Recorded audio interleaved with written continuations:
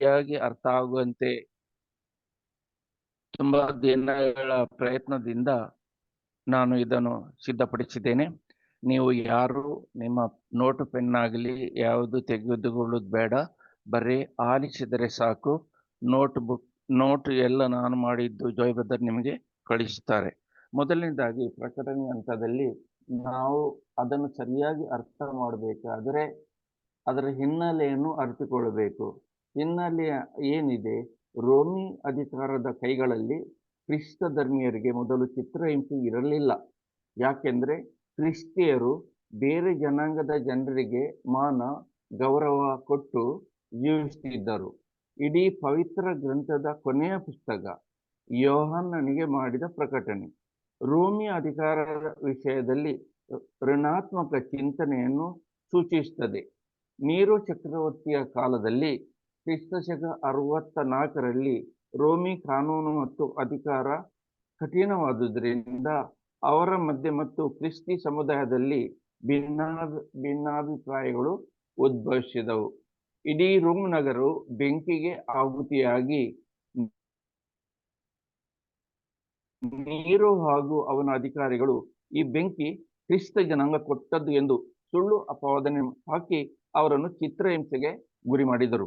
ನೀರು ಚಕ್ರವರ್ತಿಯ ಮರಣ ತನಕ ಅಂದರೆ ಕ್ರಿಸ್ತ ಶಕ 68ರ ತನಕ ಚಿತ್ರಹಿಂಸೆ ಇತ್ತು. ಇದರ ನಂತರ 1 ವರ್ಷ ಏನೂ ಚಿತ್ರಹಿಂಸೆ ಇರಲಿಲ್ಲ.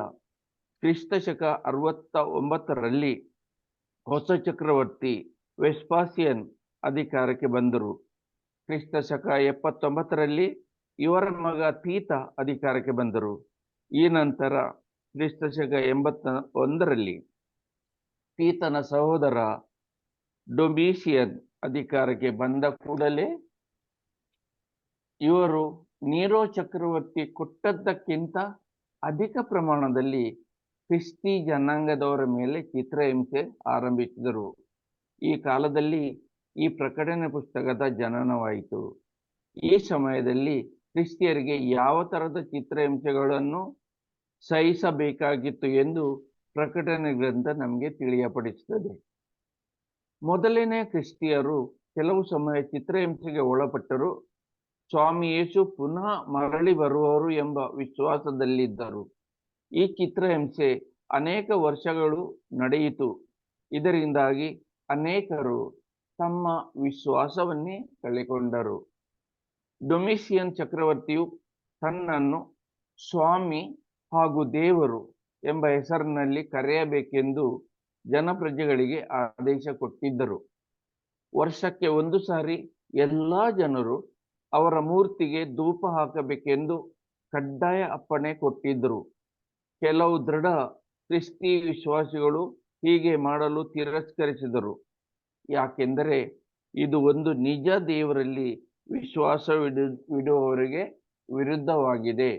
ಆದ್ದರಿಂದ ಪ್ರಕಟಣೆ ಗ್ರಂಥ ಬರೆದವರು ಯಾರು? ಪ್ರೇಷಿತ ಯೋಹಾನ ಈ ಪುಸ್ತಕದ ಬರೆಯಗಾರರು ಎಂದು ದೃಢ ಹೇಗೆ ಪಡಿಸುವುದು? ಒಂದು ಪ್ರಕಟಣೆ ಗ್ರಂಥ 1:1, 1:4, 1:9 ಮತ್ತು 22:8ರಲ್ಲಿ ಇದನ್ನು ಉಲ್ಲೇಖಿಸಲಾಗಿದೆ. ಆದ್ದರಿಂದ ಈ ಪುಸ್ತಕವನ್ನು ಪ್ರೇಷಿತ ಯೋಹಾನನು ಬರೆದದ್ದು ಖಂಡಿತ ಎಂದು ತಿಳಿಯುತ್ತದೆ. ಸಂಪ್ರದಾಯ ಪ್ರಕಾರ ಇವನು ಜೆಬೆದಾಯನ ಮಗ ಮತ್ತು 4ನೇ ಶುಭ ಸಂದೇಶ ಸಾರಿದವ ಒಬ್ಬನೇ ಅಲ್ಲ ಎಂಬ ವಾದ ಕೆಲವರು ಮಾಡುತ್ತಾರೆ. ಯಾಕೆಂದರೆ ಶುಭ ಸಂದೇಶದಲ್ಲಿ ಯೋಹಾನನ ಭಾಷೆ, ಶೈಲಿ, ವಿಷಯಗಳು ಹಾಗೂ ಪ್ರಕಟಣೆ ಗ್ರಂಥದ ಶೈಲಿಯಲ್ಲಿ ಅಂತರವಿದೆ. ಆ ಕಾಲದಲ್ಲಿ ಯೋಹಾನನ ಶಾಲೆ ಎಂಬ ಹೆಸರಿನಲ್ಲಿ ಬೋಧನೆ ಶಾಲೆ ನಡೆಯುತ್ತಿತ್ತು. ಸಂಶಯದ ಬೀಜ ಬಿತ್ತುವ ಕೆಲಸ ಸೈತಾನನು ಎಲ್ಲ ಕಾಲಗಳಲ್ಲಿಯೂ ಮಾಡುತ್ತಾ ಇದ್ದಾನೆ. ನಾವು ಹಾಗಾದರೆ ವಿಶ್ವಾಸದಿಂದ ಬೆಳೆಯುವ ಪ್ರಕಟಣೆ ಪುಸ್ತಕ ಯಾವಾಗ ಬರೆಯಲಾಯಿತು? ಚಾರಿತ್ರಿಕ ಸಂಬಂಧ ಏನು? ಸಂದರ್ಭ: ರೋಮ್ ರಾಜರು ಹಾಗೆ ಅಧಿಕಾರಿಗಳಿಂದ ಕ್ರಿಶ್ಚಿಯನ್ರು ಚಿತ್ರಹಿಂಸೆ ಅನುಭವಿಸುತ್ತಿದ್ದರು. ಈ ಕಾಲದಲ್ಲಿ ಈ ಪುಸ್ತಕ ಬರೆಯಲಾಯಿತು ಎಂಬುದಕ್ಕೆ ಸಂಶಯವೇ ಇಲ್ಲ. ಈ ಕಾಲದಲ್ಲಿ ಅನೇಕ ಸುಳ್ಳು ಪ್ರವಾದಿಗಳು ಹಾಗೂ ಬೋಧಕರು ತಲೆ ಎತ್ತಿದರು ಎಂದು ಹೇಳಿ 2ನೇ ಅಧ್ಯಾಯ 2ನೇ ವಚನದಲ್ಲಿ ತಿಳಿಸಲಾಗಿದೆ. ಕೆಲವರು ನಾವು ಕ್ರಿಸ್ತಿಯರು ಎಂದು ಹೇಳಲಿಕ್ಕೆ ಹೆದರಿ ನಾವು ಯಹೂದ್ಯರು ಎಂದು ಹೇಳುತ್ತಿದ್ದರು ಎಂದು 2ನೇ ಅಧ್ಯಾಯ 9ನೇ ವಚನದಲ್ಲಿ ನಮಗೆ ತಿಳಿಸಲಾಗಿದೆ. ಈ ಪುಸ್ತಕ ಬರೆಯಗಾರರು ಕ್ರಿಶ್ಚಿಯನ್ನರಿಗೆ ಚಿತ್ರಹಿಂಸೆ ಕೊಡುವ ರಾಜರಿಗೆ ಹಾಗೂ ಅಧಿಕಾರಿಗಳಿಗೆ, ಸೈತಾನನಿಗೆ ಹಾಗೂ ಪ್ರಾಣಿಗಳಿಗೆ ಹೋಲಿಸುತ್ತಾರೆ. ಅವರ ದುಷ್ಕರ್ಮಗಳನ್ನು ಈ ಮಾತುಗಳಿಂದ ಹೇಳುತ್ತಾರೆ. ಇವರು ಸೈತಾನನ ವರ್ಗಕ್ಕೆ ಸೇರಿದವರು.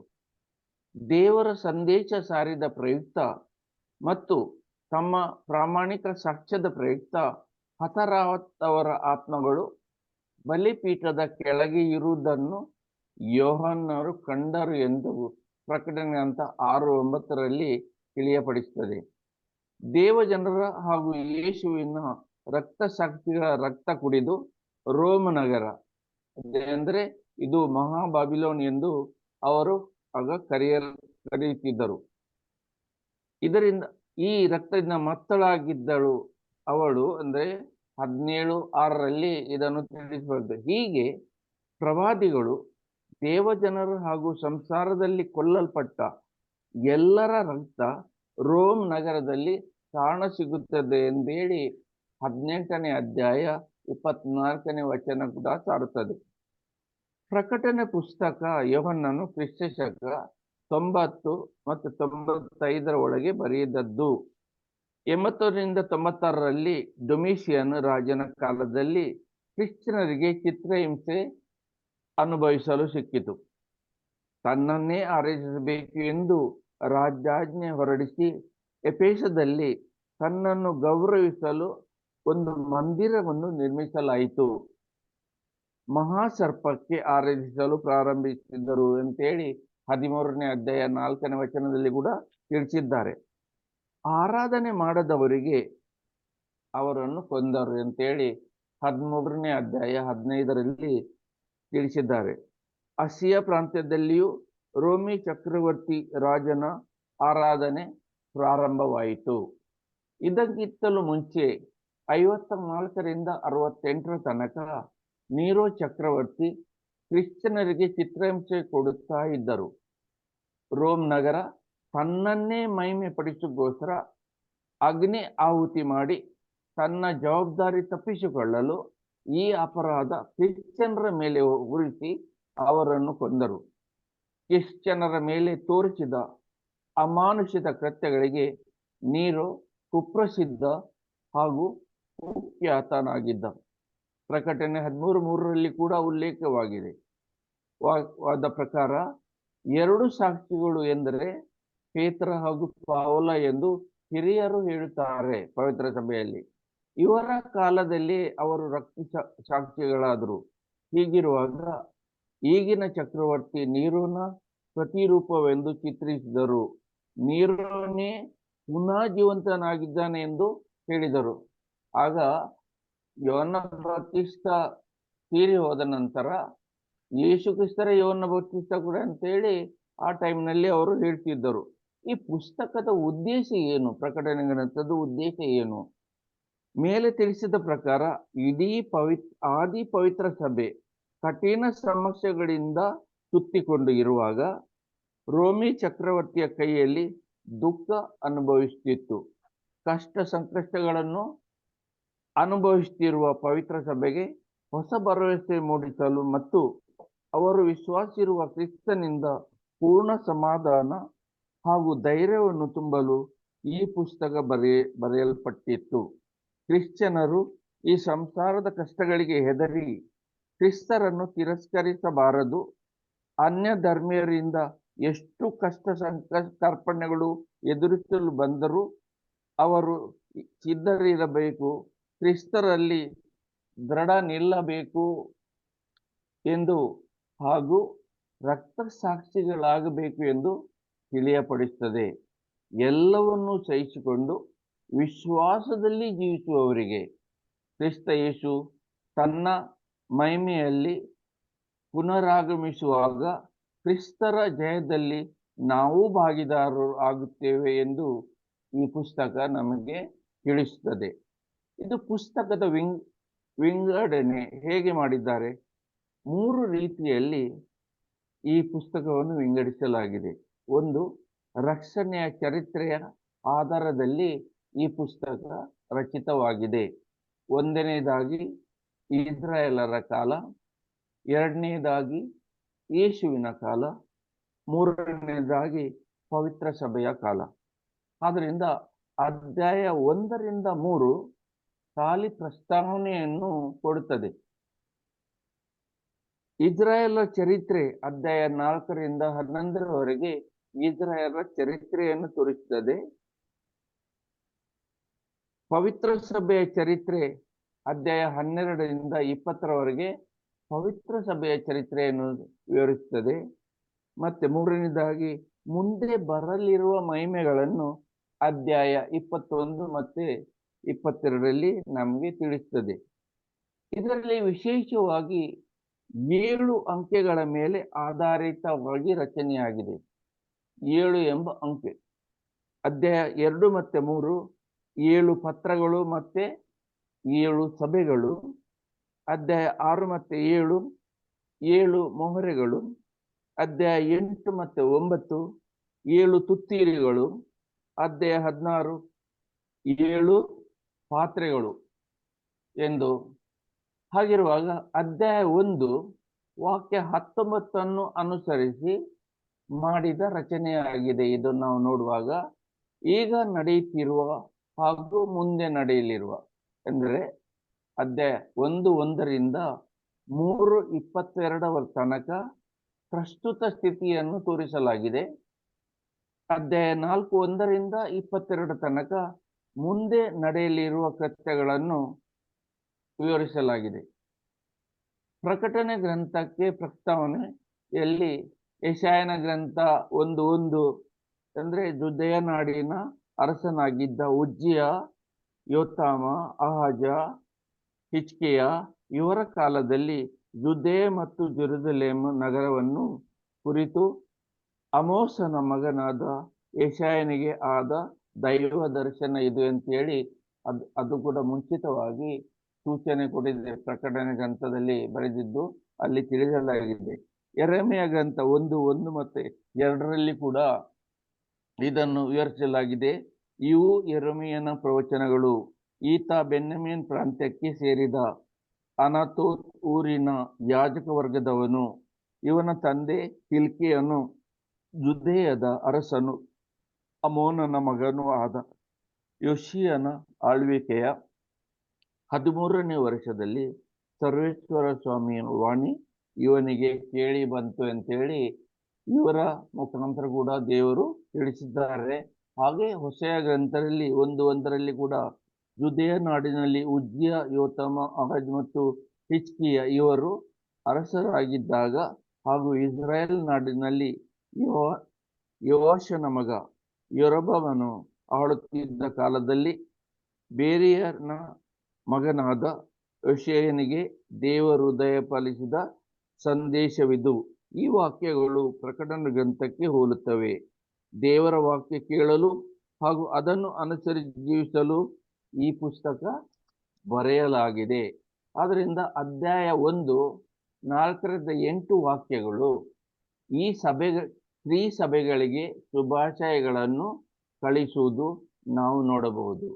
ಆಸಿಯಾ ಪ್ರಾಂತ್ಯದ 7 ಸಭೆಗಳಿಗೆ ಶುಭಾಶಯಗಳನ್ನು ಕಳಿಸಲಾಗಿದೆ.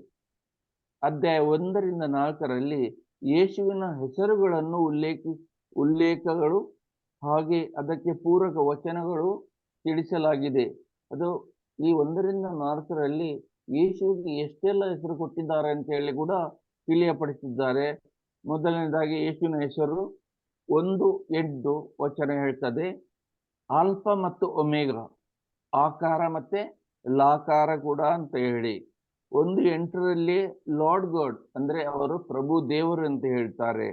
1:8ರಲ್ಲಿ ದ ಆಲ್ಮೈಟಿ ಸರ್ವಶಕ್ತ ದೇವರು ಕೂಡ ಅವರೇ ಅಂತ ಹೇಳ್ತಾರೆ. 1:13ರಲ್ಲಿ ಸನ್ ಆಫ್ ಮ್ಯಾನ್ ಅಂದ್ರೆ ನರಪುತ್ರ, ಯೇಸು ಕ್ರಿಸ್ತರಿಗೆ ನರಪುತ್ರ ಎಂದು ಕೂಡ ಹೆಸರಿಡಲಾಗಿದೆ. 1:17 the first and the last, ನಾನೇ ಮೊದಲಿನವನು ಕಡೆಯವನು ಎಂದು ತಿಳಿಸ್ತಾರೆ. 1:18 ದ ಲಿವಿಂಗ್ ಒನ್, ಸದಾ ಜೀವಿಸುವವನಂತ ಹೇಳಿ ಕೂಡ ತಿಳಿಸಲಾಗಿದೆ. 2:18 ವಚನ ಹೇಳ್ತದೆ ಸನ್ ಆಫ್ ಗಾಡ್, ದೇವಪುತ್ರನೆಂತ ಹೇಳಿ ತಿಳಿಸ್ತಾರೆ. ಅಧ್ಯಾಯ 3:14 the faithful and true witness, ವಿಶ್ವಾಸ ಪಾತ್ರನು ಹಾಗೂ ಸತ್ಯ ಸಾಕ್ಷಿಯು ಎಂದು ತಿಳಿಸ್ತದೆ. 4:11 ಹೇಳ್ತದೆ ಕ್ರಿಯೇಟರ್, ಸೃಷ್ಟಿಕರ್ತನಂತ ಹೇಳಿ ಕೂಡ ತಿಳಿಸ್ತದೆ. ಹಾಗಿರುವಾಗ ಇಲ್ಲಿ ಹಿತದೇವರು, ಸುತದೇವರು, ಪವಿತ್ರಾತ್ಮ ದೇವರು ಅಂತ ಹೇಳಿ ಮೂವರನ್ನು ಕೂಡ ವರ್ಣಿಸಲಾಗಿದೆ. ಹಿತದೇವರು ಯಾರು? ಆದಿಯಲ್ಲಿ ಇದ್ದವರು, ಈಗ ಇರುವವರು, ಇನ್ನು ಮುಂದೆ ಇರುವವರು. ಬೇರೆ ರೀತಿಯಲ್ಲಿ ಹೇಳುವುದಾದರೆ ದೇವರು ಶಾಶ್ವತ, ಶುದ್ಧ, ಇದ್ದ ಹಾಗೆ ಇರುವವರು, ಸದಾ ಇರುವವರು. ದೇವರಲ್ಲಿ ಬದಲಾವಣೆ ಇಲ್ಲ. ಅಲ್ಲಿ ಬದಲಾವಣೆ ಯಾರ ಹತ್ರ? ನಮ್ಮಲ್ಲಿ ಮಾತ್ರ. ಪ್ರತಿದಿನ ನಾವು ಯಾವಾಗ ದೇವರ ವಾಕ್ಯವನ್ನು ಕೇಳ್ತಾ ಇರುವಾಗ ನಮ್ಮ ಬದಲಾವಣೆ ಆಗುತ್ತಾ ಹೋಗ್ತದೆ. ಅದರಿಂದ ಸುತ ದೇವರು ಯಾರು? ಪ್ರಥಮ ಜನಿತರು. ಯಾಕೆ? ಎರಡನೇ ಆದಾಮ, ಮೊದಲನೇ ಆದಾಮ ಪ್ರಥಮ ಸೃಷ್ಟಿ ಮಾಡಿದವರು, ಎರಡನೇ ಆದಾಮ ಪ್ರಥಮ ಜನಿತರು, ರಾಜರುಗಳ ರಾಜರು ಎಂದು ವಿಶ್ವಾಸಿಗಳು ಸಾಕ್ಷಿ ನೀಡುತ್ತಾರೆ. ಯೇಸು ವಿಶ್ವಾಸಿಗಳ ಮೂಲ ಎಂದು ಇಲ್ಲಿ ವರ್ಣಿಸಲಾಗಿದೆ. ಕ್ರಿಸ್ತಿಯರು ತಮ್ಮ ವಿಶ್ವಾಸದಲ್ಲಿ ಉತ್ಸಾಹ ತೋರಿಸುವ ಉದ್ದೇಶದಿಂದ ಯೋಹಾನನು ಇದೆಲ್ಲ ಪ್ರಕಟಿಸಿದ್ದಾರೆ. ಪವಿತ್ರಾತ್ಮ ದೇವರು ಯಾರು ಅಂತ ಹೇಳಿ 4 ರೀತಿಗಳಲ್ಲಿ ಅವರನ್ನು ವಿವರಿಸಲಾಗಿದೆ. ಇದೆಲ್ಲ ಒಂದೇ ಆತ್ಮರಲ್ಲಿ ಉಲ್ಲೇಖಿಸಲಾಗಿದೆ. ಒಂದು, ಪವಿತ್ರಾತ್ಮರು 7 ವರಗಳು ಎಂದರೆ ಒಂದೇ ಪವಿತ್ರಾತ್ಮ. ಎರಡನೇದಾಗಿ 7 ಸಾಂಕೇತಿಕ ಸಂಖ್ಯೆ, ಒಂದು ಸಂಪೂರ್ಣ ಪವಿತ್ರಾತ್ಮ, ಅದೊಂದು ಸಾಂಕೇತಿಕ. 7 ಎಂದ್ರೆ ಸಂಪೂರ್ಣ, 6 ಎಂದ್ರೆ ಅಸಂಪೂರ್ಣ. ಇದು ಕೆಲವು ಬೈಬಲ್ನ ಸಂಖ್ಯೆಗಳನ್ನು ಅರ್ಥಗಳನ್ನು ಕೂಡ ನಾವು ಅರಿತುಕೊಳ್ಳಬೇಕು. ಮೂರನೇದಾಗಿ ಈ 7 ಪವಿತ್ರ ಆತ್ಮಗಳು ದೇವರ ರಾಜ್ಯದಲ್ಲಿ ಇರುವ 7 ದೇವದೂತರನ್ನು ಉಲ್ಲೇಖಿಸುತ್ತದೆ. ನಾಲ್ಕನೇದಾಗಿ 7 ಪವಿತ್ರ ಆತ್ಮ ಪವಿತ್ರ ಸಭೆಯ 7 ಕಾವಲು ದೂತರುಗಳನ್ನು ಉಲ್ಲೇಖಿಸುತ್ತದೆ. ಇದು 7ರಲ್ಲಿ ತುಂಬಾ ಅರ್ಥಗಳು ಅಡಕವಾಗಿವೆ. ಅದನ್ನು ಕೂಡ ನಾವು ಅರಿತುಕೊಳ್ಳಬೇಕು. ಕ್ರಿಸ್ತರ ದರ್ಶನ ಪಾತ್ಮೋಸ್ ದ್ವೀಪದಲ್ಲಿ ಇರುವಾಗ ಯೋಹಾನನಿಗೆ ದರ್ಶನ ಸಿಕ್ಕಿತು. ಆ ಪಾತ್ಮೋಸ್ ದ್ವೀಪದಲ್ಲಿ ಜನರೇ ಇರಲಿಲ್ಲ, ಖಾಲಿ ಒಬ್ಬನೇ ಇದ್ದ. ಕಾಡು ಮೃಗಗಳು, ಪಕ್ಷಿಗಳು ಅಲ್ಲಿ ಇದ್ದೆವು. ಅಲ್ಲಿ ಎಲೆಕ್ಟ್ರಿಸಿಟಿ ಇರಲಿಲ್ಲ, ಮೊಬೈಲ್ ಇರಲಿಲ್ಲ, ಫೋನ್ ಇರಲಿಲ್ಲ, ಏನು ಇರಲಿಲ್ಲ. ಅಲ್ಲಿ ಅವರಿಗೆ ಯೇಸು ದರ್ಶನ ಸಿಕ್ಕಿತ್ತು. ತುತ್ತೂರಿ ಅವನ ಹತ್ರ ಮಾತಾಡಿದವು.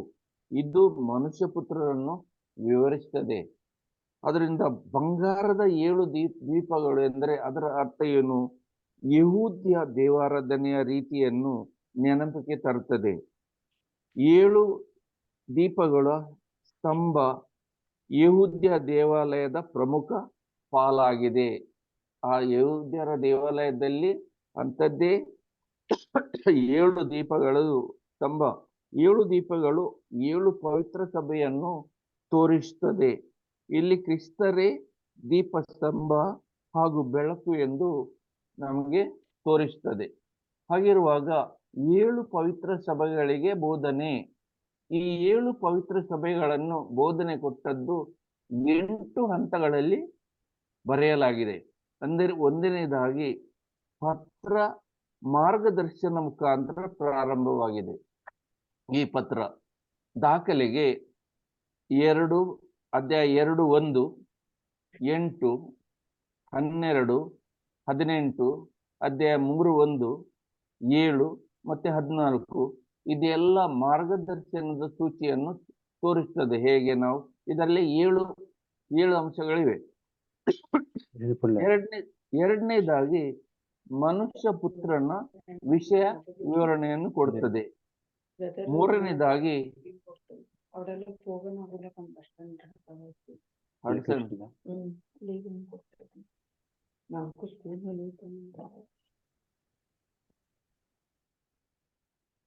ಮೂರನೇದಾಗಿ ಪವಿತ್ರ ಸಭೆಗೆ ಏನು ಸಾಧಿಸಲು ಸಾಧ್ಯವಿದೆ ಎಂದು ಯೆಹೋವನ ಉತ್ತೇಜನ ನೀಡುವುದಕ್ಕೋಸ್ಕರ ಇವರಿಗೆ ಎಲ್ಲ ಕಷ್ಟ ಸಂಕಟಗಳಲ್ಲಿ ಸಿಲುಕಿದವರಿಗೆ ಉತ್ತೇಜನ ಕೊಡುವುದು ಉದ್ದೇಶ.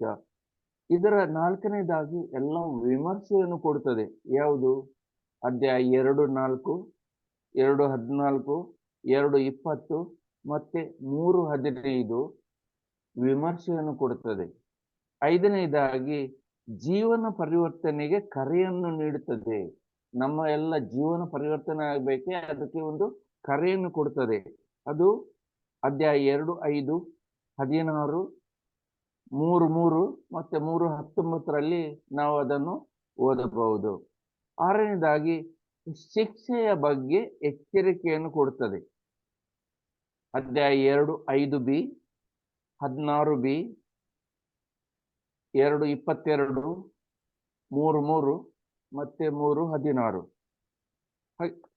ಏಳನೇದಾಗಿ ಮುಂದೆ ಬರಲಿರುವ ಕಾಲದ ಮುನ್ಸೂಚನೆಯ ವಾಗ್ದಾನ ದಾಖಲೆಗೆ ಅಧ್ಯಾಯ 2:7, 2:11, 2:17, 2:26-29, ಅಧ್ಯಾಯ 3:5, 3:12 ಮತ್ತೆ 3:21 ಇದರಲ್ಲಿ ನಮಗೆ ವಿವರಣೆಯನ್ನು ಕೊಟ್ಟಿದೆ, ಮುನ್ಸೂಚನೆ ಏನಂತೇಳಿ. ಪವಿತ್ರ ಸಭೆಗಳನ್ನು 3 ಪಾಲಾಗಿ ವಿಂಗಡಿಸಬಹುದು ಇಲ್ಲಿ ತಿಳಿಸಿದ್ದು. ಒಂದು, ಸುಳ್ಳು ಬೋಧನೆ ಕೊಡುವವರು. ಎರಡನೇದಾಗಿ ಕಷ್ಟ ಸಂಕಷ್ಟ ಪ್ರಲೋಭನೆಗಳಿಗೆ ಒಳಗಾದವರು. 3, ಧಾರ್ಮಿಕ ನಿರಾಶೆಯ ವಾತಾವರಣದಲ್ಲಿ ಸಿಕ್ಕಿಬಿದ್ದವರು. 8ನೇದಾಗಿ ದೇವದೂತನ ಕೊಡುವ ಸಂದೇಶ ಕೇಳಲು ಕರೆ. ಇದು ನಾವು ಓದಿದ್ದೇವೆ, ಆದರೆ ಇದರ ಅರ್ಥ ಪ್ರಯತ್ನ ಮಾಡಲಿಲ್ಲ. ಯಾಕೆಂದ್ರೆ 7 ಸರಿ ಪವಿತ್ರಾತ್ಮರು ನಮಗೆ ಕರೆ ಕೊಟ್ಟಿದ್ದಾರೆ. ಏನು ಕರೆ ಕೊಟ್ಟಿದ್ದಾರೆ? ಅದು ಅಧ್ಯಾಯ 2:7, 2:11, 2:17, 2:29, 3:6, 3:13 ಮತ್ತೆ 3:22 ಅದನ್ನು ನಮಗೆ ತಿಳಿಯಪಡಿಸಿದೆ. ಹಾಗಿರುವಾಗ ಮೊದಲನೆಯ ಸಭೆ ಎಲ್ಲಿ ಏನು? ಎಫೆಸಸ್ 2:1-7 ನಾವು ನೋಡಬಹುದು. ರೆವಲ್ಯೂಷನ್ 2:7 ಓದುವಾಗ ಸಭೆಗಳಿಗೆ ದೇವರ ಆತ್ಮ ಹೇಳುವುದನ್ನು ಕಿವಿಯುಳ್ಳವನು ಕೇಳಲಿ. ಯಾರು ಜಯ ಹೊಂದುತ್ತಾನೋ ಅಂಥವನಿಗೆ ದೇವರ ಪರಮಧಾಮದಲ್ಲಿ ಇರುವ ಜೀವವೃಕ್ಷದ ಫಲವನ್ನು ಸವಿಯುವ ಸೌಭಾಗ್ಯವನ್ನು ನಾನು ಅನುಗ್ರಹಿಸುತ್ತೇನೆ ಅಂತ ಹೇಳಿದ್ದಾರೆ. ಅವರಿಗೆ ಆಗ ಬೋಧನೆ ಕೊಟ್ಟದ್ದು. ಇದರ ಫಲವನ್ನು ತಿನ್ನುವವರು ಯಾರು? ಈಗ ನಾವು ಚರ್ಚಿಗೆ ಹೋಗಿ ಪರಮ ಪ್ರಸಾದದಲ್ಲಿ ಯೇಸುವಿನ ಮಾಂಸ ಮತ್ತೆ ರಕ್ತವನ್ನು ಸ್ವೀಕರಿಸಿ ಬರುವ ನಾವು, ಅವರಿಗೆ ಆ ಭಾಗ್ಯ ಸಿಕ್ಕಲಿಲ್ಲ, ಇದು ನಮಗೆ ಸಿಕ್ಕಿದೆ. ಆದರೆ ಅವರ ಮೇಲೆ ಅಪಾದನೆ ಏನಿತ್ತು? ಮೊದಲು ನಿನಗೆ ನನ್ನ ಮೇಲಿದ್ದ ಪ್ರೀತಿ ಈಗ ಇಲ್ಲ ಎಂಬ ಒಂದು ದೊಡ್ಡ ಅಪಾದನೆ. ಹಾಗಿರುವಾಗ ಹೊಗಳಿಕೆ ಕೂಡ ಕೊಟ್ಟಿದ್ರು. ಏನು? ನಾನು ದ್ವೇಷಿಸುವಂತೆ ನೀನು ಸಹ ನಿಕೊಲಾಯಿತರ ದುಷ್ಕೃತ್ಯಗಳನ್ನು ದ್ವೇಷಿಸಿರುವೆ. ಮೂರನೇದಾಗಿ ಆಕ್ಷನ್ ಏನು? ಕಾರ್ಯರೇಖೆ ಏನು ಕೊಟ್ಟಿದ್ದಾರೆ? ಸತ್ಯ ಅರಿತುಕೋ ಮತ್ತು ಪಶ್ಚಾತ್ತಾಪ ಮಾಡು. ಇದು ಎಫೆಸವರಿಗೆ, ಎಫೆಸಿಯ ಸಭೆಗೆ ತಿಳಿಸಿದ್ದು. ಇದು ನಾವು ಈಗ 7 ಸಭೆಗಳಿಗೆ, ಅವರಿಗೆ ಅಲ್ಲ, ನಮಗೆ, ನಾವು ಯಾವ ಸಭೆಯ ಸದಸ್ಯರಾಗಿದ್ದೇವೆ ಅಂತೇಳಿ ನಾವು ನಮ್ಮನ್ನೇ ಪರಿಶೀಲಿಸಿ ನೋಡಬೇಕು. ನಾವು ಎಫೆಸಿಯ ಸಭೆಯ ಸದಸ್ಯರ? ಎರಡನೇದಾಗಿ ಸ್ಮಿರ್ನದ ಸಭೆಯ? ಅಂದ್ರೆ 2:8-11 2:11 ವಚನ ನಾವು ನೋಡುವುದಾದ್ರೆ, ಸಭೆಗಳಿಗೆ ದೇವರಾತ್ಮ ಹೇಳುವುದನ್ನು ಕಿವಿಯುಳ್ಳವನು ಕೇಳಲಿ. ಜಯ ಹೊಂದುವವನಿಗೆ 2ನೇ ಮರಣದಿಂದ ಯಾವ ಕೀಡು ಸಂಭವಿಸದು. ಹಾಗಿರುವಾಗ ಅವರ ಮೇಲೆ ಅಪಾದನೆ ಏನು ಹಾಕಿದ್ದಾರೆ? ಏನು ಅಪಾದನೆ ಹಾಕಲಿಲ್ಲ, ಏನೂ ಇಲ್ಲ. ಹೊಗಳಿಕೆ ಏನು ಕೊಟ್ಟಿದ್ದಾರೆ? ನಾನು ನಿನ್ನ ಕಷ್ಟ ಸಂಕಷ್ಟಗಳನ್ನು ತಿಳಿದಿರುವಾತನು, ನಿನ್ನ ಬಡತನವನ್ನು ನಾನು ಬಲ್ಲೆ. ಹಾಗಿರುವಾಗ ಅವನಿಗೆ ಏನು ಕಾರ್ಯರೇಖೆ ಕೊಟ್ಟಿದ್ದಾರೆ, ಆಕ್ಷನ್ ತಗೊಳ್ಬೇಕಂತ ಹೇಳಿ? ಹೆದರಬೇಡ, ವಿಶ್ವಾಸದಿಂದಿರು. ಇದು ನಮಗೆ ನಾವು ಓದುವಾಗ ನಾನು ಯಾವ ಸಭೆಯ ಸದಸ್ಯನಾಗಿದ್ದೇನೆ, ನನಗೆ ಕಿವಿ ಇದ್ದವರು ಕೇಳಲಿ ಅಂತ ಹೇಳುವಾಗ ಇದು ನಮಗೆ ಕೇಳ್ತದಾ? ಇದನ್ನು ನಾವು ಅನುಸರಿಸ್ತೇವಾ? ಅದು ನಾವು ನಮ್ಮನ್ನೇ ಪರೀಕ್ಷಿಸಿ ನೋಡ್ಬೇಕು.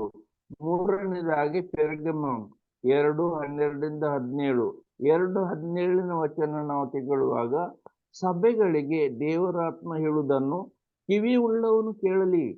ಜಯ ಹೊಂದಿದವನಿಗೆ ಮರೆಯಾಗಿರುವ ಮನ್ನವನ್ನು ನಾನು ದಯಪಾಲಿಸ್ತೇನೆ.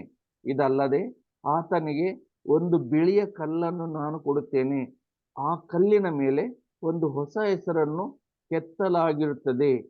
ಆ ಕಲ್ಲನ್ನು ಸ್ವೀಕರಿಸಿದವನಿಗೆ ಹೊರತು ಮತ್ಯಾರಿಗೂ ಆ ಹೆಸರು ತಿಳಿಯದು. ಇದು ಸೀಕ್ರೆಟ್. ಅವರ ಮೇಲೆ ಅಪಾದನೆ ಅಂತ ಹೇಳಿದ್ರೆ, ಅಪಾದನೆಯನ್ನು ಹಾಕಿದ್ದಾರೆ. ಕಾಂಪ್ರಮೈಸ್. ಕಾಂಪ್ರಮೈಸ್ ಕನ್ನಡದಲ್ಲಿ ಏನ್ ಹೇಳ್ತಾರೆ ಹೇಗೆ? ಸಮझೋತಾ ಮಾಡ್ಕೊಳ್ಳೋದು, ಒಪ್ಪಂದ. ಸಮझೋತಾ ಮಾಡ್ಕೊ. ಹೌದು, ಅಂದ್ರೆ ಕಾಂಪ್ರಮೈಸ್. ಇದಿಲ್ಲದ್ರೆ ಅದು, ಇದಿಲ್ಲದ್ರೆ ಅದು ಅಂತ ಹೇಳಿ ಏನಾದ್ರೂ ಒಂದು ಸಮझೋತಾ ಮಾಡ್ಲಿಕ್ಕೆ ಪ್ರಯತ್ನ ಮಾಡೋದು, ಅದು ನಿಜ ಅಲ್ಲ. ಕಾಂಪ್ರಮೈಸ್ ಕಾಂಪ್ರಮೈಸ್ ಅಂತ ಹೇಳಿದ್ರೆ ಹೀಗೆ ಮಾಡಿ ಹೀಗೆ ಮಾಡುವ ಅಂತ ಹೇಳಿ ಎಲ್ಲ ಕಾಂಪ್ರಮೈಸ್ ಮಾಡುದು. ಆ ರೀತಿಯಲ್ಲಿ ನಾವಿದ್ದೇವೆ.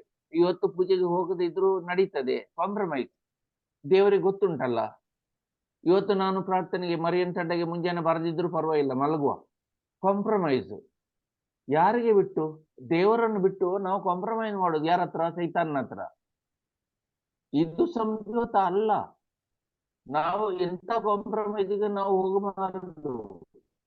ಫರಾವ್ ಕೂಡ ಕಾಂಪ್ರಮೈಸ್ ಮಾಡಿದ ಮೋಸೆ ಹೇಳುವಾಗ. ತುಂಬಾ ನೀನು ಹೋಗು, ಇವರು ಇಲ್ಲೇ ಇರ್ಲಿ.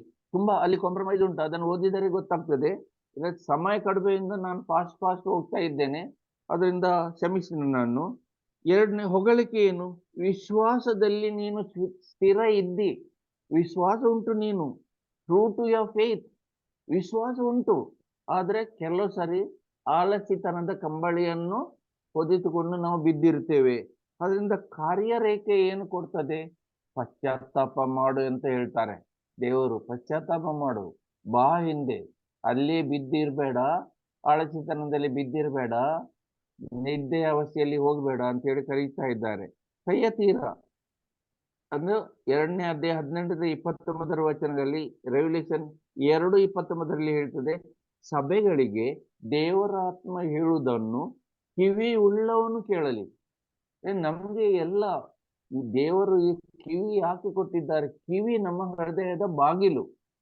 ಯಾರು ಕಿವಿ ಮುಚ್ಚಿ ಇದ್ದಾರ, ನಾವು ಎಲ್ಲರೂ ಕೆಲವು ಸತಿ ಎಲ್ಲ ಬೇರೆ ಮಾತಾಡಿದ್ದು ನಮ್ಗೆ ಕೇಳುದಿಲ್ಲ. ಇಲ್ಲಿ ಒಳಗಿಂದ ಮಾತಾಡೋದು ಮಾತ್ರ ಕೇಳುತ್ತದೆ, ಹೊರಗಿಂದ ಮಾತಾಡೋದು ಕೇಳುದಿಲ್ಲ. ಯಾಕೆ? ನಾವು ಕಿವಿ ಮುಚ್ಚಿದ್ದೇವೆ. ಇದು ದೇವರ ವಾಕ್ಯ ಮಾತ್ರ ಈಗ ಒಳಗೆ ಹೋಗ್ತದೆ, ಬೇರೆ ಯಾವ ವಾಕ್ಯ ಒಳಗೆ ಹೋಗುದಿಲ್ಲ. ಹಾಗಿರುವಾಗ ಕಿವಿ ಓಪನ್ ಇದ್ರೆ ಮಾತ್ರ ಬೇರೆ ಎಲ್ಲ ಕೇಳ್ತದೆ. ಅವರಿಗೆ ಏನು ಹೇಳ್ತದೆ? ಅಪಾದನೆ ಏನು? ಅನೈತಿಕತೆ. ಅನೈತಿಕತೆಯಲ್ಲಿ ಇದ್ದೀರಿ, ದೇವರಿಗೆ ಪ್ರಾರ್ಥನೆ ಕೂಡ ಮಾಡ್ತೀರಿ, ಕೆಟ್ಟ ಕೆಲಸ ಕೂಡ ಮಾಡ್ತೀರಿ. ಅದರಿಂದ ಹೊಗಳಿಕೆ ಏನು? ನಿನ್ನಲ್ಲಿ ಪ್ರೀತಿ ಉಂಟು, ವಿಶ್ವಾಸ ಉಂಟು, ಸೇವಾ ಮನೋಭಾವ ಉಂಟು, ಎಲ್ಲ ನಿನ್ನಲ್ಲಿ ಉಂಟು. ಆದರೆ ಅದು ಎಲ್ಲ ಇದ್ದು ನೀನು ಬೇರೆ ರೀತಿಯಲ್ಲಿ ನಡೀತಿಯಲ್ಲ, ಅನೈತಿಕತೆಯಲ್ಲಿ ನಡೀತಿಯಲ್ಲ, ಹೊಟ್ಟೆ ಬಾಕದಲ್ಲಿ ನಡೀತಿಯಲ್ಲ, ಅಂಥದ್ದೆಲ್ಲ ಕೆಲಸಗಳು ನೀನು ಮಾಡ್ತೀಯಲ್ಲ, ಅದಕ್ಕೆ ಪಶ್ಚಾತ್ತಾಪ ಮಾಡು ಅಂತೇಳಿ ನಮಗೆ ಒಂದು ಆಕ್ಷನ್ ಕೊಟ್ಟಿದ್ದಾರೆ. ಅದು ಕೂಡ ನಾವು ನೋಡ್ಬೇಕು. 5ನೇದಾಗಿ ಸಾರ್ದಿಸ್ ಸಭೆ, 3ನೇ ಅಧ್ಯಾಯ 1-6. ರೆವಲ್ಯೂಷನ್ ಸಭೆಗಳಿಗೆ ದೇವರಾತ್ಮ ಹೇಳುವುದನ್ನು ಕಿವಿ ಉಳ್ಳವನು ಕೇಳಲಿ. ಯಾಕೆ 7 ಸರಿ ಅವರು ಹೇಳಿದ್ದಾರೆ ಕಿವಿ ಉಳ್ಳವನು ಕೇಳಲಿ, ಕಿವಿ ಉಳ್ಳವನು ಕೇಳಲಿ? ನಾವು ದೇವರ ವಚನಗಳನ್ನು ವಿ ಹ್ಯಾವ್ ಟು ಲಿಸನ್. ಇದು ಕೇಳಿ ಅಂತ ಹೇಳ್ತಾರೆ ಅಂತ. ಲಿಸನ್. 2 ಕಿವಿಗಳು ಕೇಂದ್ರಿತವಾಗಿ ನಾವು ಕೇಳಬೇಕು. ಒಂದೇ ಕಿವಿಯಲ್ಲಿ ಕೇಳಿದ್ರೆ ಏನೋ ಹೇಳಿದ್ರು, ಅವರೇನು ಮಾತಾಡಿದ್ರು, ನನ್ನ ಮನಸ್ಸು ಎಲ್ಲಿ ಇತ್ತು, ಅರ್ಥ. ಲಿಸನ್. ಲಿಸನ್ ಅಂದ್ರೆ ನಾವು ಸಂಪೂರ್ಣ ಮಗ್ನರಾಗಿ ಕೇಳಿದರೆ ಮಾತ್ರ. ಯಾಕೆ ನಿಮ್ಗೆ ನಾನು ಹೇಳಿದ್ದು, ನೀವು ಬರೀ ನೋಟ್ಬುಕ್ ಅದರಲ್ಲಿ ಬರೆದು ಎಲ್ಲೆಲ್ಲ ಒಳಗೆ ಇಟ್ಟು ನಂತರ ನೆನಪಿರುವುದಿಲ್ಲ. ಆದ್ರಿಂದ ಕೇಳಿದ್ದು ನೆನಪಿರ್ತದೆ. ಅದರಿಂದ ಏನು ಬರೆಯುವುದು ಬೇಡ.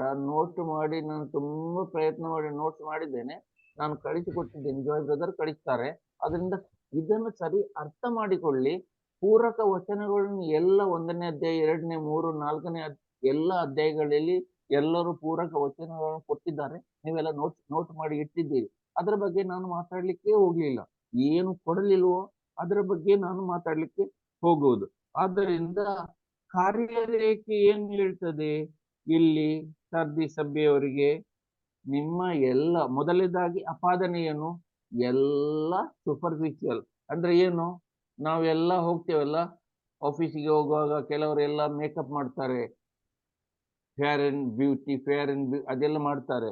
ಮುಖ ತೊಳೆದ ಕೂಡಲೇ ಪುನಃ ಒರಿಜಿನಲ್ ಸ್ಟೇಟಿಗೆ ಬರೋದು, ಅದು ನಿಲ್ಲುವುದಿಲ್ಲ. ಅದೆಲ್ಲ ಸೂಪರ್ಫಿಷಿಯಲೇ.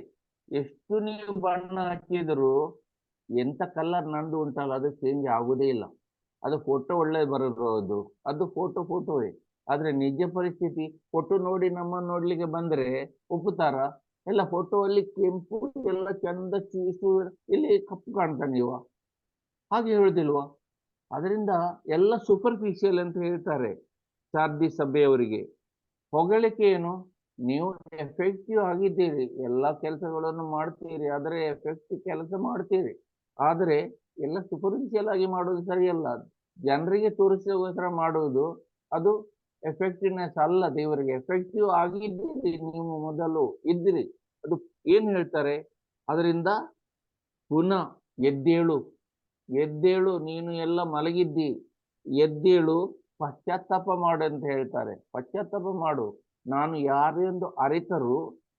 ಯಾಕೆ ಎಚ್ಚರಿಕೆ ಗಂಟೆ ಕೊಡ್ತಾ ಇದ್ದಾರೆ ಕ್ರಿಶ್ಚಿಯನ್ರಿಗೆ? ಈಗ ಪ್ರಾರ್ಥನೆ ಮಾಡ್ತೇವೆ, ಯಾಕೆ ನನ್ನನ್ನು ಬಡಿತಾರೆ, ನನ್ನ ಹೊಡಿತಾರೆ? ಯೇಸು ಕ್ರಿಸ್ತರು ಹೇಳಿದ್ದಾರೆ, ನನ್ನನ್ನು ಅವರು ಬಿಡಲಿಲ್ಲ, ನಿಮ್ಮನ್ನು ಬಿಡುವುದಿಲ್ಲ ಅಂತ ಹೇಳಿದ್ದಾರೆ. ಹಾಗಾದರೆ ಕಷ್ಟ ಸಂಕಟಗಳು ನಮಗೆ ಕಟ್ಟಿಟ್ಟ ಬುತ್ತಿ. ಚರ್ಚ್ಗಳೆಲ್ಲ ನಾಶ ಮಾಡ್ತಾರೆ, ಶಿಲುಬೆಗಳನ್ನು ಮುರಿತಾರೆ, ನಿಮ್ಮನ್ನು ಬಡೀತಾರೆ. ನನ್ಗೆ ಬಿಡ್ಲಿಲ್ಲ, ನಿಮ್ಮನ್ನು ಬಿಡುವುದಿಲ್ಲ ಅಂತ ಹೇಳಿದ್ದು ವಚನ ನಾವು ಓದಿದ್ದೇವೋ ಇಲ್ಲೋ? ಇದರಿಂದ ನಮ್ಗೆ ಪಾರ್ ಮಾಡಿ ಅಂತ ಹೇಳಿ ಪ್ರಾರ್ಥನೆ ಮಾಡ್ಬೇಕಾ? ಪೇತ್ರ, ಪೌಲ ಎಷ್ಟು ಬೊಬ್ಬೆ ಹಾಕಿದ್ರ, ದೇವರೇ ನಮ್ಮನ್ನು ಇಲ್ಲಿಂದ ರಕ್ಷಿಸಿ. ಒಂದಾದ್ರೂ ಎಲ್ಲಿಯಾದ್ರೂ ಕೇಳಿದ್ದೀರಾ? ಒಂದು ಸರಿಯಾದ್ರೂ ಕೇಳಿದ್ದೀರಾ? ಏನು ನಾವು ಪವಿತ್ರ ಅಂತ ಓದುತ್ತೇವೆ, ಪುನಃ ಪ್ರಾರ್ಥನೆ, ನಮ್ಗೆ ಬಿಡುಗಡೆ ಕೊಡಿ, ಇದರಿಂದ ಬಿಡುಗಡೆ ಕೊಡಿ, ಅದರಿಂದ ಬಿಡುಗಡೆ ಕೊಡಿ. ಅವರು ಏನು ಮಾಡಲಿಲ್ಲ. ಅವರಿಗೆ ಆ ಜೈಲಿನಲ್ಲಿರುವಾಗ ಕೈ ಮೇಲೆತ್ತಿ ಸ್ತುತಿ ಆರಾಧನೆ ಮಾಡ್ತಿದ್ದರು. ಇದು ಭಾವ ನನ್ನಲ್ಲಿ ಉಂಟಾ? ನಾನು ಯಾವ ಸಭೆಗೆ ಸೇರಿದ್ದೇನೆ? ನನ್ನ ಸಭೆ ಯಾವುದು? ನನ್ನ ಸಭೆ ಇಲ್ಲಿದ್ರೆ ಮರಿಯನ್ ತಂಡ ಇಷ್ಟು ಕೆಳಗೆ ಯಾಕೆ ಹೋಗ್ತದೆ? ಯಾವ ಉದ್ದೇಶಕ್ಕೋಸ್ಕರ ನಾನು ಮರಿಯನ್ ತಂಡದಲ್ಲಿ ಬಂದಿದ್ದೇನೆ? ಅರ್ಥ ಮಾಡೋದೇ ಇಲ್ಲ. ನಾನು ಬರೀ ಇದ್ದೇನೆ, ನಾನು ಬಾರದಿದ್ರೆ ಜಾಯ್ ಬ್ರದರ್ ಏನು ಹೇಳ್ತಾರ, ಅದಕ್ಕೋಸ್ಕರ ಬರುವುದಾದ್ರೆ ಬರುವುದು ಬೇಡ. ಯೇಸು ಕ್ರಿಸ್ತರಿಗೋಸ್ಕರ ಬರುವುದಾದರೆ ಮಾತ್ರ ನಾವು ಈ ತಂಡದಲ್ಲಿ ಇದ್ದು ಬೆಳೆಯಬೇಕು. ನಾವು ಬೆಳೆದು ಬೇರೆಯವರಿಗೆ ಬೆಳೆಸಬೇಕು. ನಾವು ಖಾಲಿ ಬೆಳೆಯುವುದಲ್ಲ, ಬೇರೆಯವರಿಗೆ ಬೆಳೆಸಿದ್ರೆ ನಾವು ಬಂದು ಪ್ರಯೋಜನ ಇಲ್ಲ. ಎಷ್ಟು ಸಾರಿ ಚರ್ಚಿಗೆ ಹೋಗಿ ಕೂಡ ಚರ್ಚಿನಲ್ಲಿ ಬೋಧನೆ ಕೇಳಿ ಆ ಬೋಧನೆ ಪ್ರಕಾರ ನಾನು ನಡೆಯದಿದ್ರೆ ವ್ಯರ್ಥ, ಯೂಸ್ಲೆಸ್. ಈ 7 ಸಭೆಗಳಿಗೆ ಕೊಡುವುದು ಏನು? ಅದು ನಮ್ಗೆ ಕೊಡ್ತಾ ಇದ್ದಾರಲ್ಲ ಇವತ್ತು. ಅದನ್ನು ನಾವು ಸರಿಯಾಗಿ ಅರ್ಥ ಮಾಡಿಕೊಳ್ಬೇಕು. ಕಾರ್ಯರೇಖೆ ಏನ್ ಮಾಡ್ತಾರೆ? ಎದ್ದೇಳು ಮತ್ತೆ ಪಶ್ಚಾತ್ತಾಪ ಮಾಡು. ದೇವರು ಯಾರೆಂದು ಅರಿತು ಕೂಡ ನೀನು ದೇವಾರಾಧನೆ ಮಾಡುವುದಿಲ್ಲ, ಪರಮಪ್ರಸಾದದಲ್ಲಿ ಮಂಜೂಸಲ್ಲಿ ಇದ್ದರೂ ಕೂಡ ಹೋಗಿ ಆರಾಧನೆಗೆ ಹೋಗುದಿಲ್ಲ, ಸಮಯವನ್ನು ವೇಸ್ಟ್ ಮಾಡಿ ಬೇರೆಯವರಿಗೆ ಅವರ ಬಗ್ಗೆ ಇವರ ಬಗ್ಗೆ ಮಾತಾಡ್ತಾ ವೇಸ್ಟ್ ಮಾಡ್ತೀಯ. ಆ ಸಂದರ್ಭ ನಿಮ್ಗೆ ಪುನಃ ಬರುವುದಿಲ್ಲ, ಸಮಯ ನಿಂದು ಮುಗೀತಾ ಬರ್ತದೆ. ಅದರಿಂದ ಎದ್ದೇಳು, ಇನ್ನು ಮುಂದೆ ಆದ್ರೂ ಅದನ್ನು ಮಾಡಿ, ಸುಧಾರಣೆ ಮಾಡದಿದ್ರೆ ಅಂತ ಹೇಳಿ ನಮ್ಗೆ ಇವತ್ತು ಕರೆ ಕೊಡುತ್ತಿದ್ದಾರೆ. ಫಿಲದೆಲ್ಫಿಯದ ಸಭೆಗೆ ಏನು ಹೇಳ್ತಾರೆ? 3:13 ಸಭೆಗಳಿಗೆ ದೇವರಾತ್ಮ ಹೇಳುವುದನ್ನು ಕಿವಿ ಉಳ್ಳವನು ಕೇಳಲಿ. ಅಪಾದನೆ ಒಂದೂ ಇಲ್ಲ ಅವನ ಮೇಲೆ. ಹೊಗಳಿಕೆ, ವಿಶ್ವಾಸಿ ಆಗಿದ್ದಾನೆ ಅವನು. ಕಾರ್ಯರೇಖೆಯನ್ನು ಕೊಡ್ತಾನೆ, ಆ ವಿಶ್ವಾಸದಲ್ಲಿ ಸ್ಥಿರವಿರು ಅಂತ ಹೇಳ್ತಾರೆ. ಯಾವಾಗ ನಾವು ವಿಶ್ವಾಸದಲ್ಲಿ ಸ್ಥಿರವಿರ್ತೇವೋ, ಎಷ್ಟು ಕಷ್ಟ ಕಾರ್ಪಣ್ಯಗಳು ಬಂದ್ರು ನಾವು ವಿಶ್ವಾಸದಲ್ಲಿ ಸ್ಥಿರವಿರ್ತೇವೋ, ಆಗ ದೇವರು ನಮ್ಮನ್ನು ಯಾವಾಗೂ ಬಿಡುವುದಿಲ್ಲ. 7ನೇದಾಗಿ ಲವೋದಿಕೀಯದ ಪವಿತ್ರ ಸಭೆ 3:14-22. 3:22 ಏನು ಹೇಳ್ತದೆ? ಸಭೆಗಳಿಗೆ ದೇವರ ಆತ್ಮ ಹೇಳುವುದನ್ನು ಕಿವಿ ಉಳ್ಳವನು ಕೇಳಲಿ. ಅವರ ಅಪಾದನೆ ಏನು? ನೀನು ತಣ್ಣಗೂ ಇಲ್ಲ, ಬಿಸಿಯಾಗೂ ಇಲ್ಲ, ನಿನ್ನನ್ನು ಬಾಯಿಯೊಳಗಿಂದ ಕಕ್ಕುತ್ತೇನೆ. ಯೂಸ್ಲೆಸ್, ನೀನು ನನಗೆ ಬೇಡ, ಬಾಯಿಂದ ಕಕ್ಕುತ್ತೇನೆ ಅಂತ ಹೇಳ್ತಾರೆ. ಅವರಿಗೆ ಹೊಗಳಿ ಕೂಡ ಇದ್ದೇನೆ.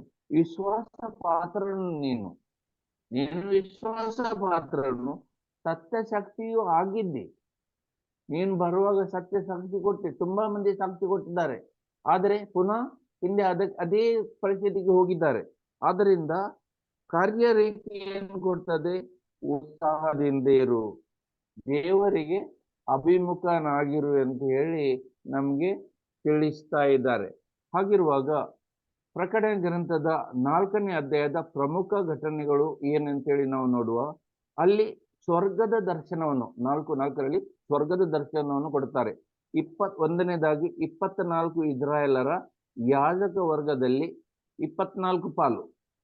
24 ಹಳೆ ಒಡಂಬಡಿಕೆ ಹಾಗೂ ಹೊಸ ಒಡಂಬಡಿಕೆ ಒಟ್ಟಿಗೆ ಹಾಕಿದ ಸಂಕೇತವದು. 24 ಅಂದ್ರೆ ಹಳೆ ಒಡಂಬಡಿಕೆಯ 12 ಮತ್ತು ಹೊಸ ಒಡಂಬಡಿಕೆಯ 12 ಸಂಖ್ಯೆ ದೇವರ ಸಂಪೂರ್ಣ ಪ್ರಜೆಯ ಸಂಕೇತವಾಗಿದೆ.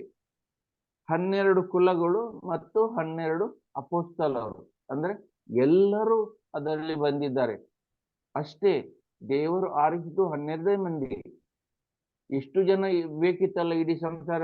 ಇಲ್ಲ, 12 ಮಂದಿಯನ್ನು ಆರಿಸಿದ್ದಾರೆ. ಹಾಗಿರುವಾಗ ನಮ್ಗೆ ಎಷ್ಟು ಮಂದಿ ಇದ್ದೀವಿ ಅದು ಲೆಕ್ಕ ಅಲ್ಲ. ಲೆಕ್ಕ ಏನು? ನಾವು ಏನು ಮಾಡಿದೆ? ಅಪೊಸ್ತಲರು ಏನ್ ಮಾಡಿದರು? ವೆಚ್ಚಿದರು ಏನ್ ಮಾಡಿದರು? ನಾವು ಕೂಡ ಅದನ್ನು ಮಾಡ್ಲಿಕ್ಕೆ ಮುಂದಿರಬೇಕು. ಅದರ ಪ್ರಕಟಣೆ ಅಂತ 4ನೇ ಅಧ್ಯಾಯ 6-8 ವಚನಗಳು ಏನು ತೋರಿಸ್ತವೆ? ಅವರು 4 ಜೀವಿಗಳನ್ನು ತೋರಿಸ್ತವೆ. ಎಂತ ಜೀವಿಗಳು? ಪ್ರಾಣಿಗಳು. 1ನೇದಾಗಿ ಸಿಂಹ, 2ನೇದಾಗಿ ಹೋರಿ, 3ನೇದಾಗಿ ಮನುಷ್ಯ, 4ನೇದಾಗಿ ಗರುಡ ಪಕ್ಷಿ. ಇದರ ಅರ್ಥ ಏನು? ಸಿಂಹ ಎಂದರೆ ಬಲಿಷ್ಠ ಹಾಗೂ ಕ್ರೂರ ಪ್ರಾಣಿ, ಸಿಂಹ. ಹೋರಿ ಎಂದರೆ ಅದು ಗ್ರೀಕರ ಇದರಲ್ಲಿ ಸಾಕುವ ಪ್ರಾಣಿಗಳಲ್ಲಿ ಬಲಿಷ್ಠ ಪ್ರಾಣಿ, ಅದು ಹೋರಿ. ಬಸವ ಗಟ್ಟಿ ಅಲ್ವಾ ಅದು. ಹಾಗಿರುವ ಮನುಷ್ಯ ಬುದ್ಧಿವಂತ ಹಾಗೂ ಚತುರ ಜೀವಿಯಾಗಿದ್ದಾನೆ. ಬಹಳ ಚಾಲಾಕಿಯವರು ಮನುಷ್ಯರು, ಏನೆಲ್ಲ ಮಾಡ್ತಾರೆ. ಎಲ್ಲ ಎಷ್ಟು ಸಂಸಾರದಲ್ಲಿ ದೇವರು ತನ್ನ ಸ್ವರೂಪದಲ್ಲಿ ನಮ್ಗೆ ಸೃಷ್ಟಿ ಮಾಡಿದ್ದಾರೆ, ಎಲ್ಲವನ್ನು ಕೊಟ್ಟಿದ್ದಾರೆ. ಅದರಿಂದ ಎಲ್ಲಿ ಮೂನಿಗೆ ಹೋಗಿದ್ದಾರೆ, ಎಲ್ಲೆಲ್ಲಿ ಹೋಗಿದ್ದಾರೆ, ಏನೇನು ಹೊಸತು ಇಂಟೆಲಿಜೆನ್ಸ್, ಈಗ ಆರ್ಟಿಫಿಷಿಯಲ್ ಇಂಟೆಲಿಜೆನ್ಸ್ ಕೂಡ ನಡೀತಾ ಉಂಟು. ಅದೆಲ್ಲ ನಾವು ನೋಡ್ತೇವೆ. ಕೂತಲ್ಲಿಂದಲೇ ಎಲ್ಲ ಕಡೆಗೆ ಹೋಗಿ ಆಗ್ತದೆ. ದುಡ್ಡು ಕಳಿಸಲಿಕ್ಕೆ ಎಲ್ಲಿ ಹೋಗ್ಬೇಡ, ಮೊಬೈಲ್ ಒತ್ತಿದ್ರೆ ಸಾಕು ದುಡ್ಡು ಹೋಗ್ತದೆ. ಅಂತ ಪರಿಸ್ಥಿತಿಯಲ್ಲಿ ನಾವು ಬಂದಿದ್ದು. ಮೊದಲು ಏನೋ ಪೋಸ್ಟ್ ಆಫೀಸ್ಗೆ ಹೋಗಿ ಲೈನ್ ಆಗ್ಬೇಕು, ಆ ಫಾರ್ಮ್ ತುಂಬಿಸ್ಬೇಕು, ಆ ಫಾರ್ಮ್ ತೆಗೆದ ನಂತರ ಪತ್ರ ಬರೀಬೇಕು, ನಾನು ಕಳಿಸ್ತಾ ಇದ್ದೇನೆ. ಟೆಲಿಗ್ರಾಮ್ ಒಂದು ಬಂದ್ರೆ ಆ ಟೆಲಿಗ್ರಾಮ್ ಇಟ್ಕೊಂಡು ಕೂತು ಅಳುವವರು ತುಂಬಾ ಇದ್ರು ಆ ಕಾಲದಲ್ಲಿ. ಯಾಕೆ? ಓದ್ಲಿಕ್ಕೆ ಕಲೀಲಿಲ್ಲ, ಏನು ಬರೆದಿದೆ ಗೊತ್ತಿಲ್ಲ. ಟೆಲಿಗ್ರಾಮ್ ಬಂದ್ರೆ ಯಾರು ಸತ್ರು ಅಂತ ಅರ್ಥ, ಅಳುವುದು. ನಂತರ ಬಂದು ಹೇಳಿದ್ದು, ಇಲ್ಲ ನಿನ್ನ ಮಗ ಬರ್ತಾನಂತ ಹೇಳಿದ್ದಾನೆ. ಹೌದಾ? ಆಗ ಸಂತೋಷ. ಅಂತ ಪರಿಸ್ಥಿತಿಯಲ್ಲಿ ನಾವು ಒಂದು ಟೈಮ್ ನಾನು ಚಿಕ್ಕಂದಿರುವಾಗ ಆ ಪರಿಸ್ಥಿತಿ ಇತ್ತು. ಈಗ ಗರುಡ ಪಕ್ಷಿ ಅಂದ್ರೆ ವೇಗದಲ್ಲಿ ಓಡುವ ಮತ್ತೆ ಎತ್ತರದಲ್ಲಿ ಹಾರುವ ಜೀವಿಯಾಗಿದೆ. ಅದರಿಂದ ಸಂತ ಅಗಸ್ತಿಯನ್ ಏನು ಹೇಳ್ತಾರೆ? ಅವರು ಇದರ ಅರ್ಥವನ್ನು ಕೊಡ್ತಾ ಇದ್ದಾರೆ. ಏನು? ಮನುಷ್ಯ ಅಂದ್ರೆ ಸುವಾರ್ತೆ ಮತ್ತಾಯನನ್ನು ತೋರಿಸ್ತಾರೆ. ಮತ್ತಾಯನು ಹಲವು ಸಾರಿ ಯೇಸುವನ್ನು ದಾವೀದ ಪುತ್ರ ಎಂದು ಉಲ್ಲೇಖ ಮಾಡಿದ್ದಾರೆ. ಅವರ ಶುಭವಾರ್ತೆ ಯೇಸುವಿನ ವಂಶಾವಳಿಯಿಂದ ಪ್ರಾರಂಭವಾಗಿದೆ. ಆದ್ದರಿಂದ ಮನುಷ್ಯ ಮತ್ತಾಯನನ್ನು ಚಿತ್ರೀಕರಿಸ್ತದೆ. ಚರ್ಚಿನಲ್ಲಿ ಕೆಲವು ಚರ್ಚೆಗಳಿಗೆ ನೀವು ಹೋದ್ರೆ ಈ 4 ಚಿಹ್ನೆಗಳನ್ನು ಅಲ್ಲಿ ಅವರ ಇದಕ್ಕೆ ಹಾಕಿರ್ತಾರೆ. ಎಲ್ಲಿ ನಾವು ಬೋಧನೆ ಕೊಡ್ತೇವೋ ಅಲ್ಲಿ 4 ಈ ಚಿತ್ರಗಳನ್ನು ಚಿತ್ರಿಸಿದ್ದಾರೆ. ಸಿಂಹ, ಹೋರಿ, ಮನುಷ್ಯ ಮತ್ತು ಗರುಡ ಪಕ್ಷಿ. 2ನೇದಾಗಿ ಹೋರಿ, ಸುವಾರ್ತೆಗಾರ ಲೂಕನ ಸಂಕೇತ. ಗ್ರೀಕ್ ಸಂಸ್ಕೃತಿಯ ಪ್ರಕಾರ ಹೋರಿ ಬಲಿದಾನದ ಪ್ರಾಣಿ. ಆದ್ದರಿಂದ ಲೂಕನ ಸುವಾರ್ತೆ ಬಲಿದಾನದ ಉಲ್ಲೇಖದಿಂದ ಪ್ರಾರಂಭವಾಗಿದೆ. ಆದ್ದರಿಂದ ಇದನ್ನು ಲೂಕನಿಗೆ ಹೋರಿಯನ್ನು ಲೂಕನ ಸುಸಂದೇಶಕ್ಕೆ ಹೋರುತ್ತದೆ. ಸಿಂಹ ಮಾರ್ಕನ ಸುವಾರ್ತೆಯನ್ನು ಸಂಕೇತವಾಗಿದೆ. ಅರಣ್ಯದಲ್ಲಿ ಸ್ನಾನಿಕ ಯೋಹನನ್ನು ಕೊಡುವ ಕರೆಯ ಮುಖಾಂತರ ಪ್ರಾರಂಭವಾಗ್ತದೆ. ಅದರಿಂದ ಅರಣ್ಯದಲ್ಲಿ ಇರುವುದು ಸಿಂಹ. ಅಲ್ಲಿಂದಲೇ ಯೋಹನ ಬ್ಯಾಪ್ಟಿಸ್ಟ್ ಬೊಬ್ಬೆ ಆಗ್ತಿದ್ದ, ಅರಸನಿಗೆ ಬೊಬ್ಬೆ ಆಗ್ತಿದ್ದ. ಅದರಿಂದ ಸಿಂಹವನ್ನು ತೋರಿಸ್ತಾರೆ ಮಾರ್ಕನ ಶುಭ ಸಂದೇಶ ಅಂತ ಹೇಳಿ. 4ನೇದಾಗಿ ಗರುಡ. ಯೋಹನ್ನನ ಸುವಾರ್ತೆಯು ರಹಸ್ಯ ಹಾಗೂ ಉನ್ನತ ದೇವಶಾಸ್ತ್ರ ಅಡಗಿದೆ. ಇದರಲ್ಲಿ ಗರುಡ ಎತ್ತರದಲ್ಲಿ ಹಾರುವ ಪಕ್ಷಿಯಾಗಿದೆ. ಮತ್ತೆ ಡೈರೆಕ್ಟ್ ಸೂರ್ಯನನ್ನು ನೋಡಲಿಕ್ಕೆ ಈ ಗರುಡನಿಗೆ ಅಷ್ಟು ಶಕ್ತಿ ಉಂಟು. ಡೈರೆಕ್ಟ್ ನಮ್ಮಿಂದ ಎಷ್ಟು 1000 ಮೈಲು ದೂರ ಇದ್ರೂ ನಮ್ಮಿಂದ ಸೂರ್ಯನಿಗೆ ನೋಡ್ಲಿಕ್ಕೆ ಆಗುದಿಲ್ಲ. ಆದ್ರೆ ಈ ಗರುಡ ಪಕ್ಷಿ ಡೈರೆಕ್ಟ್ ಸೂರ್ಯನಿಗೆ ನೋಡ್ತದೆ. ಅಂದ್ರೆ ಯೋಹನ್ನ ಯೇಸುವನ್ನು ಅಷ್ಟು ಹತ್ತಿರದಿಂದ ನೋಡಿದವ. ಅದು ಅವನ ಸ್ಟಾರ್ಟಿಂಗೇ ಅದು. ಯೋಹನ್ನ ಯೇಸುವನ್ನು ದೇವಪುತ್ರ ಅಂತ ಹೇಳಿ ಒಳ್ಳೆ ರೀತಿಯಲ್ಲಿ ವರ್ಣನೆ ಮಾಡಿದ್ದಾರೆ. ಇದರಿಂದ ಈ 4 ಪ್ರಾಣಿಗಳನ್ನು, 3 ಪ್ರಾಣಿ ಮತ್ತೆ ಮನುಷ್ಯರನ್ನು ತೋರಿಸಿದ್ದು ನಮ್ಮ ಸುವಾರ್ತೆಯ 4 ಸುವಾರ್ತೆಗಾರರನ್ನು ಸೂಚಿಸ್ತದೆ. ಇದರ ಸಾರಾಂಶವನ್ನು ನಾನು ಕೊಟ್ಟಿದ್ದೇನೆ. ಇದರ ಪೂರಕ ವಾಕ್ಯಗಳನ್ನು ನಿಮಗೆ ಮೊದಲು ಎಲ್ಲರೂ ವಿವರಿಸಿದ್ದಾರೆ. ಅದರಿಂದ ಏನು ಅವರು ವಿವರಿಸಲಿಲ್ವೋ ಅದನ್ನೆಲ್ಲ ನಾನು ಹೆಚ್ಚಾಗಿ ಒಟ್ಟು ಮಾಡಿ ಅದನ್ನು ನಿಮಗೆ ನಾನು ಇವತ್ತು ಕೊಟ್ಟಿದ್ದೇನೆ. ನಾನು ಫಾಸ್ಟ್ ಹೋಗಿದ್ದೇನೆ. ನಿಮಗೆ ಜಾಯ್ ಬ್ರದರ್ ಇದನ್ನು ಕಳಿಸ್ತಾರೆ. ನಾನು ಏನು ಸಾರಿದ್ದೇನೋ ಅದು ನೀವು ಓದುವಾಗ ನಿಮಗೆ ಅದು ಜಾಸ್ತಿಯಾಗಿ ಅರ್ಥ ಆಗ್ತದೆ. ನೀವು ಇದನ್ನು ಓದಿ ಇದನ್ನು ಅರ್ಥ ಮಾಡಿ ನೀವು ಬೇರೆಯವರಿಗೆ ಒಳ್ಳೆಯ ಬೋಧಕರಾಗಬೇಕು ಅಂತ ಹೇಳಿ ನನ್ನ ಉದ್ದೇಶ. ಅದರಿಂದ ಇಷ್ಟು ಶ್ರಮ ನಾನು ತೆಕ್ಕೊಂಡಿದ್ದೇನೆ. ನಿಮ್ಮೆಲ್ಲರ ಆಶೀರ್ವಾದದಿಂದ ಇದು ಮಾಡಲಿಕ್ಕೆ ಸಾಧ್ಯವಾಯಿತು. ಅದರಿಂದ ನಾನು ದೇವರಿಗೆ ಕೃತಜ್ಞತೆಯನ್ನು ಸಲ್ಲಿಸಿ ನನ್ನನ್ನು ಒಳ್ಳೆಯ ರೀತಿಯಿಂದ ಆಲಿಸಿದವರಿಗೆ ನಿಮಗೆ ದೇವರು ತಮ್ಮ ಧಾರಾಳ ಆಶೀರ್ವಾದ ಸುರಿಮಳೆಯನ್ನು ಕೊಡಲಿ ಅಂತ ಹೇಳಿ ನಾನು ಪ್ರಾರ್ಥಿಸ್ತೇನೆ. Thank you very much. God bless you all. Fast ಹೋದೆ, ಇನ್ನು ಕೂಡ ಸ್ವಲ್ಪ ಟೈಮ್ ಉಂಟು. ನೀವು ಬಾಯಿ ಇದ್ದವರು ಮಾತಾಡಿ, ಕಿವಿ ಇದ್ದರು ಕೇಳಲಿ ಅಂತ ಹೇಳಿದಾರಲ್ಲ, ಅದನ್ನ ನಾನು ಬಾಯಿ ಇದ್ದವರು ಮಾತಾಡಿ ಅಂತ ಹೇಳ್ತೇನೆ. ಹೇಳಿದ್ರಾಗೆ ತುಂಬಾ ಉತ್ತಮವಾಗಿ ತಿಳಿಸ್ಕೊಟ್ಟಿದ್ದೀರಾ. ತುಂಬಾ ಧನ್ಯವಾದ. Thank you. Praise the Lord Jesus. Praise the Lord. Brother, praise the Lord. Praise the Lord.